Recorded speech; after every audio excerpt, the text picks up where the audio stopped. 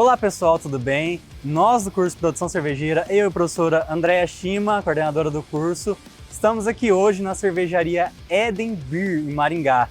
E ficamos muito felizes em participar de mais uma visita técnica para mostrar para vocês como funciona uma cervejaria, como é a produção de uma cerveja em uma cervejaria industrial.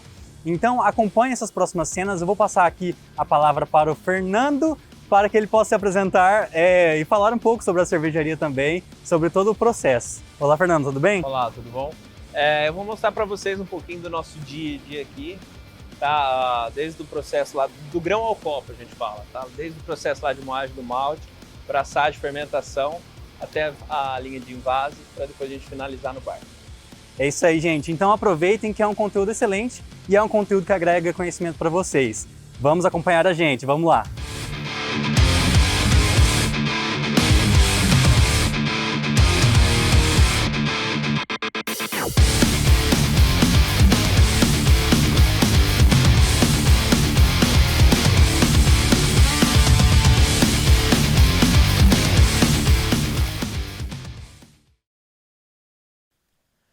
Aqui começa o trabalho do cervejeiro, tá? Na sala de malte, eu sempre falo que uma cerveja boa, ela começa principalmente com um ingrediente de qualidade.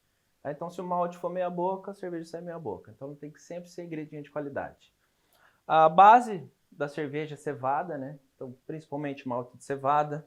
Aqui eu uso também malte de trigo, malte de centeio, malte de aveia, né? Em quantidade menor, mas a gente também usa. Então, o trabalho aqui é o blend, tá? Se eu quero uma cerveja mais puxado mais por um gosto de pão, uso tal malte. Se eu quiser uma cerveja mais caramelada, então uso um carahel, um malte mais adocicado. Se eu quiser uma cerveja bem cremosa, daí eu parto para usar aveia, trigo, centeio, né? Então eu vou fazendo esse blend. Os tostados, daí a gente vai dar cor na cerveja e sabor, tá? Uma cerveja mais escura, vamos usar um malte mais tostado, menos tostado. E daí a gente vai fazendo o blend. Eu falo que sempre o primeiro trabalho é esse blend, tá? Por que a gente usa malte? Tá? O malte é porque ele vai conter as enzimas que vai transformar o amido em açúcar. Uma cerveja puro malte não quer dizer que é uma cerveja de qualidade, nem que uma cerveja que não é puro malte não quer dizer que ela não tenha qualidade. A gente pode usar adjunto, milho, mandioca, tem cerveja com trigo sem maltar, desde que seja para adicionar sabor ou uma característica na cerveja, tá? Se for para baratear, daí você acaba derrubando a qualidade da cerveja. Se for para agregar sabor, agregar uma textura, um aroma, alguma coisa, você pode usar sem problema. Não é porque a cerveja não vai ser puro malte que ela não vai ter qualidade, tá? E da mesma forma, a cerveja puro malte, mal feita, com ingrediente de baixa qualidade, ou com muito ingrediente industrializado, high maltose, xarope, alguma coisa, você pode derrubar a qualidade da cerveja, mesmo ela tendo a classificação de puro malte. É um malte base, tá?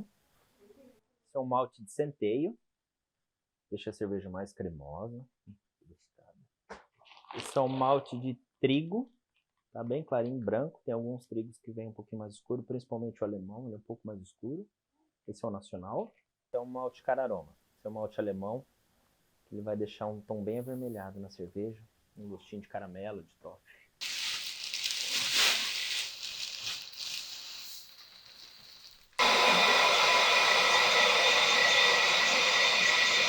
O malte já está moído, tá?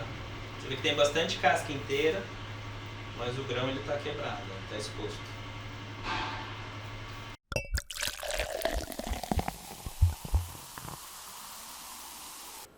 Aqui inicia o processo de produção a partir da mostura, tá? A gente faz nessa panela. Eu uso 3:1, 3 partes de água para 1 kg de malte, nessa panela a proporção. Eu trabalho as rampas, eu prefiro trabalhar rampas várias rampas, tá? Por quê? Eu uso primeiro 35, eu faço meu meshing em 35, porque eu consigo extrair ácido fosfórico do malte, do próprio malte. Depois eu jogo em 45, que eu consigo dissolver toda a proteína, e a hora que eu começar as rampas de cozimento mesmo, todo o meu malte ali já vai estar dissolvido e pronto para cozinhar. Trabalho bastante 62 e 68, 70, tá? Por que eu trabalho essas rampas? Porque a hora que eu faço uma cerveja, se eu quero mais corpo ou menos corpo, eu consigo corrigir ela mais facilmente, tá? Então, assim, se a cerveja está muito seca, eu diminuo a rampa de 62. Se a cerveja está com um corpo muito alto, eu abaixo de 70 ou de 68 no tempo. Então, eu consigo trabalhar melhor do que eu só jogar 66 e fazer uma rampa única. Por isso que eu trabalho essas rampas. Acabou o cozimento aqui, vai transferir para a tina, tá? Daí a gente joga para 78, que eu faço meu mash out, e daí eu começo o sparg. Eu começo a lavar esses grãos. Então, eu vou usar água. A quantidade de água depende do tamanho da receita, tá? Eu preciso de 2.000, 2.500, 3.000 litros de cerveja. Conforme a quantidade de grão que eu usei, eu vou fazer esse sparg. Sempre baixo o pH da água do sparg para não extrair nenhum tanino da casca do malte. Aí eu faço a lavagem, faço o sparg, né, com água acidificada, com água com pH baixo para não extrair tanino. E daí depois dali ela já vai para fervura, já para lupulagem.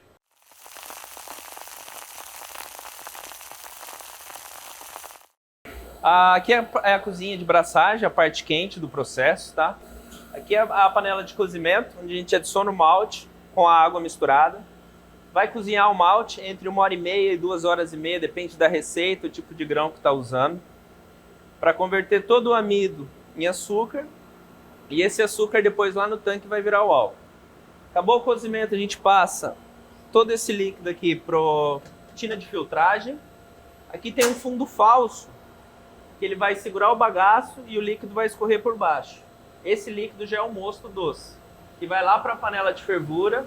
Lá a gente vai ferver, adicionar os lúpulos, resfriar e daí eles vão para o tanque, tá? Esse aqui já é o resto do bagaço, né? A parte que a gente não vai mais aproveitar. Então, a hora que a gente já extraiu todo o mosto ali, todo o açúcar do malte, isso daqui já é rejeito. Então, esse aqui a gente tira no escorregador, ele já cai dentro do caminhão e vai para a ração animal. Vai para gado, porco, galinha, tilápia, o pessoal tem criado também com o bagaço. E aqui dá para ver as ranhuras, ó, que se segura o bagaço, né, e o mosto vai para baixo. Então aqui a gente já descarta e fica só o mosto, que é o que interessa, que vai virar cerveja. Então ele tem as ranhuras, segura o bagaço, a casca. Por isso a gente tem que tomar cuidado na moagem do malte, a gente não pode moer demais, senão entope.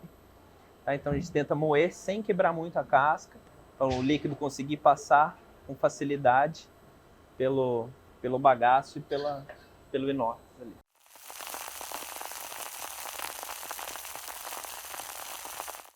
Aqui é a nossa adega, a parte fria da fabricação, tá? Aqui os tanques são de fermentação, maturação. Então o mosto lá terminou de ferver, a gente resfria ele e vem para esses tanques de fermentação. Aqui a cerveja vai fermentar entre 12 e 22 graus, dependendo do estilo. O mosto desce, a gente adiciona a levedura, vai fermentar entre 10, 12 até 15 dias normalmente, tá? Acabou a fermentação, converteu todo o açúcar que a gente queria no álcool, a gente vai derrubar essa temperatura. Então ele vai cair lá para 0, -1, e daí com isso a levedura começa a decantar. Por isso que os tanques de cerveja são cônicos, tá? Porque daí a gente vai guardando essa levedura, ela vai decantando no fundo do tanque. Decantou, a gente tem um pescador, que é um cano mais alto ali, que ele vai tirar a cerveja limpa.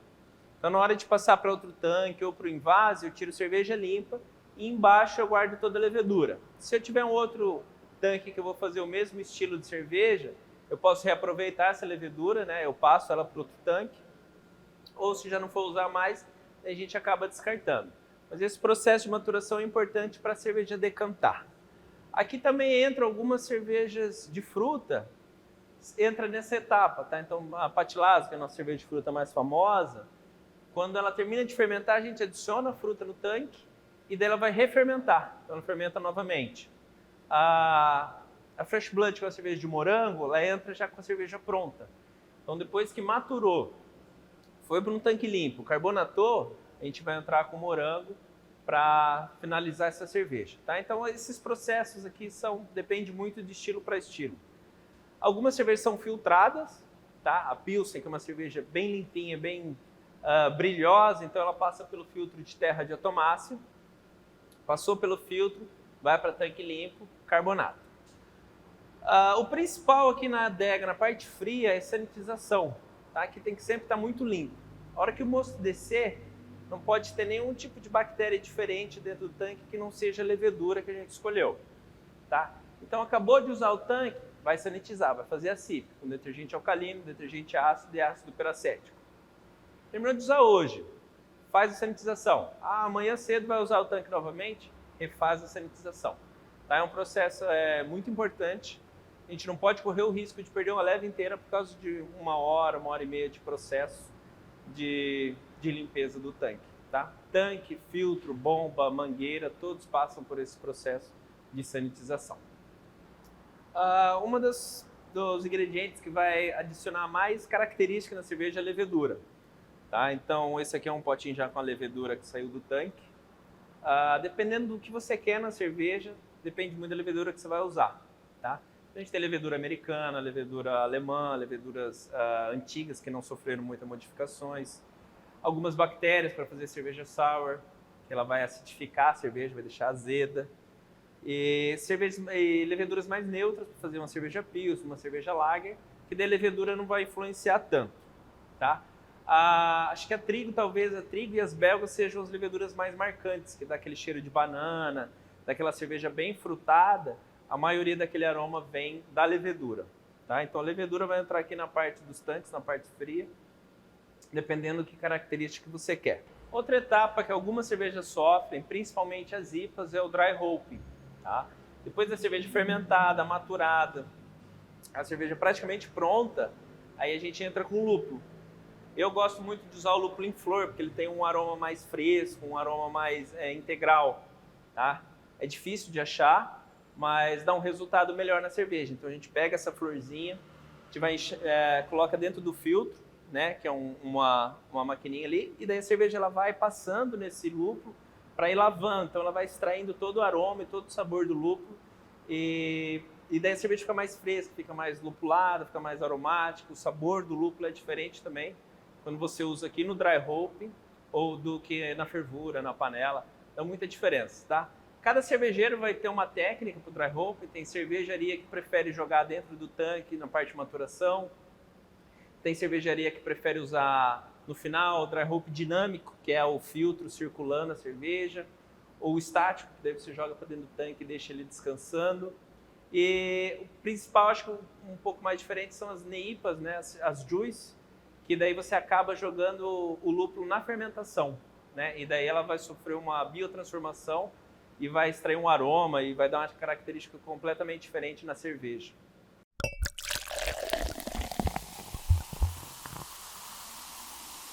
Aqui é a envasadora de garrafas, tá? A hora que a cerveja aqui ela já está pronta, a gente tem um tanquinho pulmão aqui, a gente enche de cerveja que vai ser envasada, coloca ali ela entre -2, -1 grau, que ela tem que estar bem gelada para entrar na garrafa.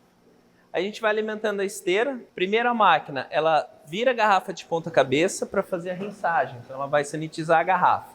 Ela manda um jato, limpa essa garrafa. A hora que ela continua, ela vai desvirar, vai fazer um vácuo dentro da garrafa, no segundo carrossel, para tirar todo o oxigênio da garrafa. Saiu o oxigênio, vai entrar o CO2. Injetou o CO2, aí a gente pode encher com a cerveja. Tá? Não pode encher com oxigênio, porque senão ele vai oxidar. Encheu a cerveja, daí ela vai despressurizar, para a garrafa, a hora que abrir, ela não sair voando a cerveja para todo lado. Tem um outro jato ali que ele vai soltar uma água que a cerveja vai espumar. Por isso que em envasadora a cerveja sempre sai com aquela espuma, tá? Que é para tirar todo o oxigênio do espaço da garrafa. Crava a tampinha e daí ela vai lá para a pasteurizadora. Daí lá a gente vai aquecer, vai chegar aí entre 60 e 62 graus para esterilizar, tá? Matar toda a levedura e qualquer bactéria que tiver ali dentro. E depois esfria para a temperatura ambiente. Chegou na temperatura ambiente, ela vai sair pela outra esteira, passa na secadora, tá? Para secar a garrafa, para ela ficar bem limpinha e não escorregar o rótulo. Se ela sai úmida, a hora que o rótulo cola, ele vai escorregar e vai ficar torto. Então cola o rótulo, carimba, data, validade e daí ela está pronta para venda. A diferença que todo mundo pergunta entre cerveja e chopp, tá? A cerveja é pasteurizada. Então ela sai da engarrafadora, ela vai para a pasteurizadora. Lá a gente vai esquentar essa garrafa. Ela vai chegar entre 60 e 62 graus para esterilizar. Tá? Então ela vai matar toda a levedura e qualquer tipo de bactéria que tiver ali dentro. ela vai ficar estéril. Então ela vai ganhar uma validade de 1 ano e meio, tá? Quanto mais leve a cerveja, mais a gente precisa pasteurizar. Então a gente precisa de mais UP, mais unidade de pasteurização. Quanto mais alcoólica e mais lúpulo ela tiver, a gente pode pasteurizar menos. Então vai precisar de menos UP para essa cerveja se conservar, tá? O chopp não, o chopp é fresco. Então o chopp invasou, ele tem que ir direto para a câmara fria. Vai ficar ali entre 0 no máximo 5 graus para não deteriorar essa cerveja. 5 graus para cima, daí a levedura já começa a trabalhar e você vai acabar perdendo frescor, vai acabar azedando a cerveja por conta da temperatura. Aqui na parte de base do barril, a primeira coisa é sanitizar a boca do barril, tá? Ele já vem lavado o interior, mas a boca a gente sempre sanitiza novamente. A linha de invase, que vem lá do tanque, ela já vem pressurizada, uma bomba que mantém a pressão na linha sempre estável, para não ter perigo de espumar o chopp aqui dentro. O chopp também sempre bem gelado, plugou a extratora, aí ele vai encher na contrapressão, tá? Conforme o chopp, a cerveja vai entrando, o CO2 vai saindo. Vazou a cerveja aqui, a gente sabe que o barril está cheio. O barril está cheio, tira a extratora, sanitiza novamente, a gente coloca a identificação, volume, data de invase, o lote, lacra, bipa o estoque e daí já vai para o contêiner refrigerado.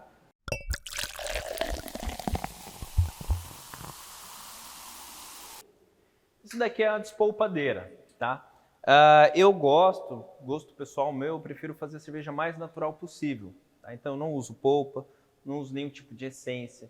Então todas as nossas cervejas de frutas, a gente pega fruta in natura e processa aqui dentro, tá? Então a gente adiciona a fruta por aqui e essa peneira ela vai desbagaçar ali, ela vai triturar a fruta.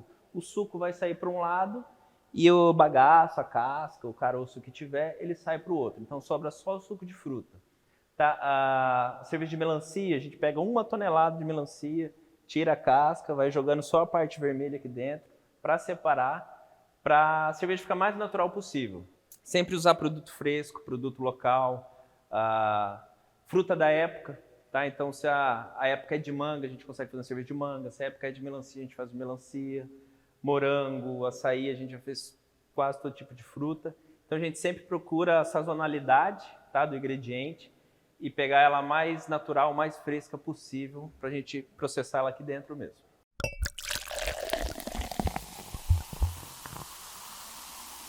Bom, Fernando, então depois desse nosso processo, dessa nossa conversa sobre a produção da cerveja, todas as etapas, desde a moagem do malte até o processo de fervura, envase e tudo mais, agora a gente quer conversar um pouco sobre esse processo mercadológico da cervejaria. Então, como que a cervejaria foi criada em si, como são os processos da cervejaria.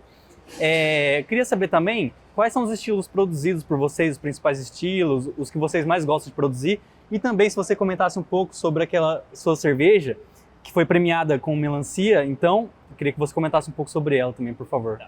Essa é a Patilazo, tá? Essa é uma cerveja de trigo, uma American Wheat, uma cerveja de trigo estilo americano, e que a gente adiciona daí a melancia. Sempre melancia fresca, tá? Então fermenta, acaba de fermentar a cerveja, a gente coloca a melancia, fermenta a melancia e daí depois ela vai decantar. Todo mundo acha que ela é avermelhada, mas na verdade ela fica bem amarelinha, porque a cor da melancia está na polpa, está na parte física, na parte sólida da melancia, né? Então ela fica bem amarelinha, só com retrogosto de melancia, tá? Aqui o bar ele nasceu, na verdade, a gente sempre brinca que a gente não sabia o que estava fazendo, começou em 2010, a gente continua não sabendo o que está fazendo, né? Mas é uma brincadeira que a gente começou como um brew pub, né? O bar é grande, então a ideia primeiro veio de ter o bar e fazer a própria cerveja. Então por isso que começou um bar grande, assim, para a gente conseguir ter algum volume de produção. Isso em 2010, cerveja artesanal ainda não era difundida como é hoje, né? Mas daí para 2014, 2015, que começou o boom da cerveja artesanal, a gente já tinha alguns anos de estrada, né? A gente já começou a entender um pouquinho mais de cerveja, apesar de que todo dia tem coisa nova, todo dia tem coisa para aprender, mas a gente já tinha um pouquinho de bagagem para daí conseguir dar volume, conseguir dar uma produção, conseguir fazer receitas novas, receita inovadora, para daí a gente conseguir aparecer e destacar no mercado. E nesse processo, quais estilos vocês produzem hoje assim em maior escala? Maior escala é a Pils, tá? Porque é o que todo mundo conhece, então a Pilsen, assim, dificilmente ela vai perder o posto de primeiro lugar, porque ela é muito refrescante, faz calor e tal, tanto que é o estilo mais vendido do mundo. Mas depois da Pilsen vem a IPA, tá? A IPA cresceu muito, assim, tipo, tanto no Brasil, assim, uma cerveja artesanal, né? É um estilo que vende cada dia mais. O primeiro tanque de IPA que a gente fez era 1.500 litros. Hoje a gente faz na média aí de 30, 35 mil litros por mês. Né? Então, quando a pessoa começa a ter um paladar assim, para IPA, dificilmente ela volta atrás. Excelente. Sobre essa questão da venda das cervejas, vocês preferem vender por delivery? Como funciona aqui no bar? Onde sai mais essa venda? A gente vende onde der para vender, né? Mas assim, o volume maior é delivery, tá? Delivery, eventos, cervejada, distribuidores. A garrafa a gente faz também, só que é um volume muito menor, tá? Vende, mas comparado ao que vende num barril é um volume muito menor. E o bar também já tem seu público, o bar gira bem, só que comparado com o tamanho da fábrica, hoje é um percentual pequeno. Assim. Para finalizar, então, essa parte de marketing, de participação de eventos, como funciona para vocês? Tem algum evento específico que vocês participam mais? Vocês gostam de participar de eventos cervejeiros? Esse marketing, como que é feito? Na verdade, assim, evento, se chamar a gente vai, né? A gente não fica escolhendo. Mas, normalmente, cervejada, porque a gente consegue ter um preço competitivo e um produto com uma qualidade melhor do que as cervejas baratas por aí. A gente faz o serviço do bar, né? Então a gente vai, instala chopeira, gelo, o pessoal fica dando manutenção a festa toda. Então a gente consegue ter esse diferencial, né? Que é a mão de obra, ali, o serviço. E eventos cervejeiros também a gente sempre vai, mas evento cervejeiro assim, é mais para aparecer do que para vender, né? O volume sempre é um pouco menor de venda, mas onde dá a gente aparece, a gente sempre está lá, só chamar que a gente vai. Tem que aproveitar, né? Com certeza. Então, mais ou menos nesse sentido, a gente agradece muito. Eu vou chamar a professora Andréia para a gente continuar esse nosso bate-papo e ela vai perguntar mais algumas coisas sobre a cervejaria em si. Bom, nós estamos em uma das maiores cervejarias de Maringá, aqui no Paraná, um dos maiores bares, né? Juntamente com o Fernando, que é o mestre cervejeiro. E é claro, Fernando, não dá para deixar de fazer essa pergunta. De onde que vem essa paixão pela cerveja? Eu acho que é uma paixão que renova a cada dia, né? Cada dia que a gente vem, que aparece uma coisa nova, que aparece um ingrediente novo, um estilo novo, cada dia vai aumentando, assim. A gente brinca que não sabia o que estava fazendo, a gente ainda não sabe, mas a gente vai inventando. Porque a gente olha para esse espaço, né, Fernando, e a gente vê muito dessa identidade em cada pedacinho, né, em cada rótulo, o detalhe aqui do teu bar. E assim, da história de vocês, a gente vê que vocês começaram já grandes, né? Pelo menos fisicamente aqui, o espaço físico já monstruoso, né? E como que foi essa ideia, né? A ideia foi ganhar volume para baixar custo, tá? Então, assim, a gente sempre teve muito cuidado em cada detalhezinho, tá? Desde o rótulo de papel para ter uma textura, tampinha com marca, cada cerveja tem uma história, o nome do rótulo tem uma história. Então a gente tem esse cuidadinho de cada cerveja ali como um filho mesmo, um produto muito bem pensado. Só que a gente tenta baixar um custo, porque a gente acha que cerveja é para todo mundo, tá? A gente não quer uma cerveja de prateleira que é para ficar lá, que é para o cara tomar uma vez por ano. Então a nossa ideia de cerveja é uma coisa diária, quase um pão. Então tem que ser acessível. Então o negócio do tamanho, do volume, é para a gente conseguir baixar custo e conseguir atingir cada vez mais público. Né? A gente sempre fala que é uma arte líquida. Cerveja é uma arte líquida. Então a ideia da arte é atingir o maior número de pessoas. Esse artesão que está, né, atrás de cada detalhe do processo, né? Quando você comentou, né, dos rótulos, né? A gente pega aqui, entre tantos aqui, tem a tua premiada, né? Essa Juicy IPA, né? Que tem um rótulo significativo. Como é que é? Como é que é isso? Normalmente a cerveja nasce, tá? Já de uma ideia vamos fazer uma cerveja, uma Juicy IPA com essas características. Tá? A hora que vem o nome, a gente fala com o Nuno Score é um parceiro, nosso amigo, desde o comecinho ele está aqui. E daí ele pergunta, mas cerveja é como? Tá? E a história, surgiu como, pensou por quê e tal. E daí ele tenta traduzir isso no rótulo. Então, assim, ele fala, você quer o rótulo como? Eu falo, você que manda. Agora tem uma fala mega importante, né? Porque quando você comenta que vocês descrevem como que é essa cerveja, o que vai nessa cerveja, acho que você já vai até lá na ponta, o que esse comensal vai, qual a percepção dele na degustação. E esse teu artista, né? Ele já vem e traduz essa alma no rótulo, seria isso? Exatamente. Cada um vai... A gente começou aqui muito com amizade, então cada um que passa num processo vai colocando um pedacinho dele. Tá? Então, desde a criação da receita até os nomes, no rótulo, assim, tem a marca de cada um. Cada etapa ela vai. E a gente vai vê que marcada. A tampa, né, também é algo bem personalizado, né? O rótulo deu muito trabalho achar um fornecedor, porque a gente queria um rótulo com essa textura de papel. E tinha que ser um papel que a hora que molhasse não esfarelasse, né? não descolasse. Então é muito detalhezinho, assim, a cerveja a gente prefere a pequenininha porque você consegue tomar, então é de muito suco. Então, né, se distribui ele 6, cada um toma uma rapidinho, sempre tá gelada. A gente sempre vai pensando, assim, nada é por acaso. E você está dizendo que vocês pensaram, né, já em grande escala, né? Quando você fala, né, você comentou que cerveja para todo mundo. Vocês pensaram assim numa drinkability maior? Começaram já de cara com cervejas mais artesanais? Eu sempre brinco que cerveja boa você tem que tomar 8 litros por dia. Tá? Isso eu aprendi com um alemão numa palestra lá nos Estados Unidos. Cerveja boa 8 litros por dia. Não toma tanto assim, mas como a gente gosta de beber bastante, então uma das principais características é a drinkability. Fala que se a cerveja você colocou ela no copo e não desceu, chegou na metade, não vai mais, tem alguma coisa errada. Ela tem que ter um equilíbrio ali. Então tem que ser um amargor, ele tem que estar equilibrado com o malte, né? O teor alcoólico, ele tem que estar equilibrado com o sabor da cerveja. Não adianta ser muito alcoólica, mas ter gosto de álcool. Então tem que ter alguma coisa ali para sustentar tanto o teor alcoólico quanto o amargor. Tem que ter um equilíbrio para você conseguir tomar bastante, eu acho. Não pela quantidade, mas pela satisfação. Acho que se não desce, tem alguma coisa errada que precisa ali de um ajuste. E quando você comenta, né, essa questão dessa harmonização, né, você conseguir degustar o rótulo inteiro, né, e ela descer legalzinha, né, ser uma experiência bacana, considerando esse espaço aqui, né, que é um bar, né, a proposta de vocês. Como que é feito? Porque a gente olha aqui, né, tem um baita de um balcão, né, um salão enorme. Quantas pessoas comportam aqui? Você comentou, acho que 150 mais ou menos. 400 pessoas sentadas, né? E como que funciona esse cardápio, né? Porque a gente fala muito de harmonização, mas rola, não rola? A gente procura fazer harmonização, tá? Mas dentro de um limite. Como o bar é muito grande, então não adianta ter um prato muito sofisticado, muito difícil de fazer.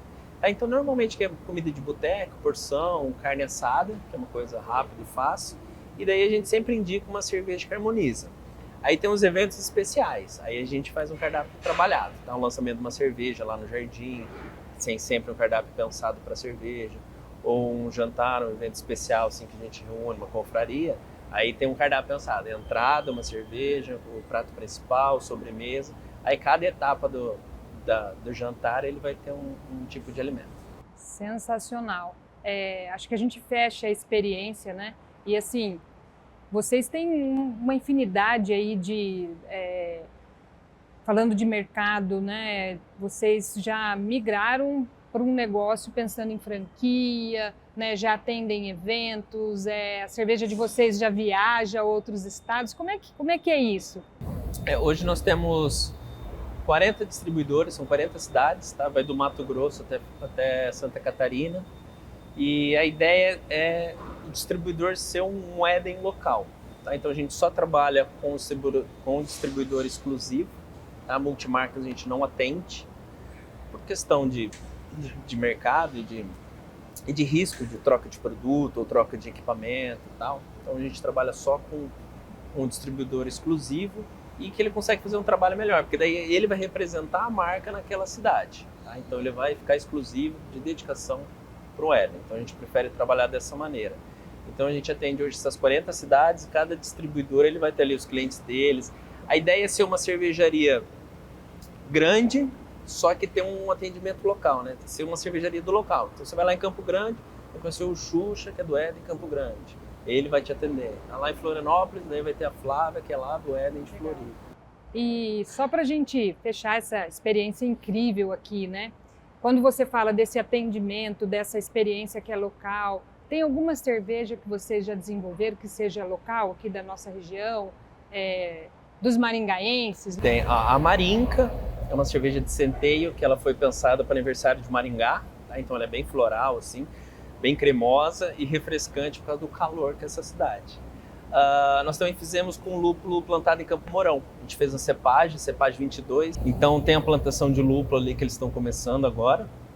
E a gente fez uma Fresh Hope, que é uma cerveja que colhe o lúpulo em menos de 24 horas e já está na panela. Então nós mesmos, eu, a Ana, nós fomos lá, colhemos o lúpulo, chegou aqui com caminhonete de lúpulo lotada, foram 70 quilos de lúpulo em flor, e daí já vai direto para a panela. Muito bom. Sensacional, né? Gente, nós estamos aqui então, né, com o Fernando na Éden Beer, uma visita a um ambiente profissional para mostrar um pouquinho de cada detalhe do processo, a proposta aqui da cervejaria, o trabalho do Fernando enquanto mestre cervejeiro. O Fernando conhece cada detalhe, opera cada máquina, foi um mega aqui nos recepcionou de forma fantástica. E a gente agradece, então, essa receptividade, esse carinho que você nos acolheu aqui, mostrando o bar, mostrando cada pedaço aqui da cervejaria. A gente fica por aqui e esperamos que vocês tenham gostado. Obrigado.